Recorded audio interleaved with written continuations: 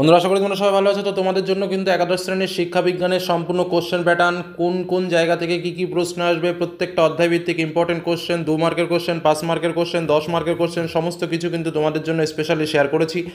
এমনকি important সাজেশনও share করেছি। আজ তোমাদের সামনে একটা প্রশ্নপত্র শেয়ার করছি এবং আশা রাখছি এই প্রশ্ন থেকে অনেক প্রশ্ন পরীক্ষাতে আসবে। প্রত্যেকটা প্রশ্ন ইম্পর্টেন্ট এবং এরকম টাইপসের প্রশ্ন কিন্তু তোমরা পরীক্ষাতে পেতে চলেছো।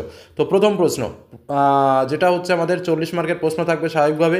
আমাদের 2 ঘন্টা টাইমও থাকবে।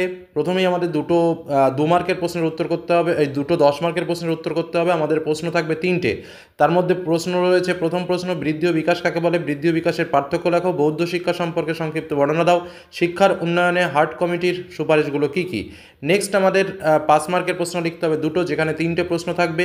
এবার কোথা থেকে কোন কোন জায়গা থেকে কী প্রশ্ন থাকবে সে সম্পর্কে আমি কোশ্চেন প্যাটার্ন যখন আলোচনা করেছি তখন কিন্তু ডিটেলস আলোচনা করেছি। সেই সব বিষয়গুলো জেনে নেওয়াটা অবশ্যই দরকার, কারণ এখানে অনেক চালাকি আছে। এই চ্যাপ্টার পড়তে হবে, নতবা ওই চ্যাপ্টার পড়তে হবে, এই অংশ বা ওই অংশ।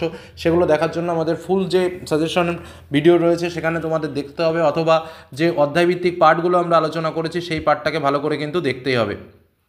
তো স্বাভাবিকভাবে দুটো প্রশ্নের উত্তর লিখতে হবে। এখানেও 3টে প্রশ্ন থাকবে 2 দাগে। কী কী প্রশ্ন রয়েছে দেখো এখানে। শিক্ষা এবং বিজ্ঞানের মধ্যে পার্থক্য উল্লেখ করো। শিক্ষাক্ষেত্রে সাবিত্রীবাই ফুলের অবদান লেখো। সমাজ সংস্কারক রূপে বিদ্যাসাগর অবদান লেখো।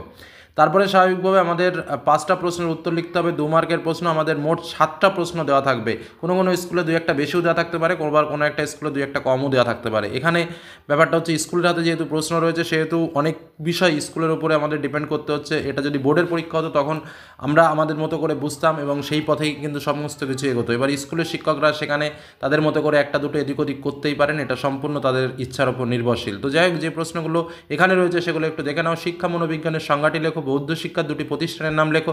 প্রাকৃতিক পরিবেশ কী? গেস্টাল্ট শব্দের অর্থ কী? শিশুর বিকাশে প্রাক প্রাথমিক শিক্ষার অবদান লেখো। সাখাওয়াত মেমোরিয়াল বিদ্যালয়টি কে কত খ্রিস্টাব্দে প্রতিষ্ঠা করেন? বেগম রোকেয়া রচিত 2টি গ্রন্থের নাম লেখো। প্রত্যেকটা প্রশ্ন ইম্পর্টেন্ট এবং এই প্রশ্নগুলো পরীক্ষাতে আসার মতো, যে কারণেই তোমাদের জন্য শেয়ার করা। ধন্যবাদ।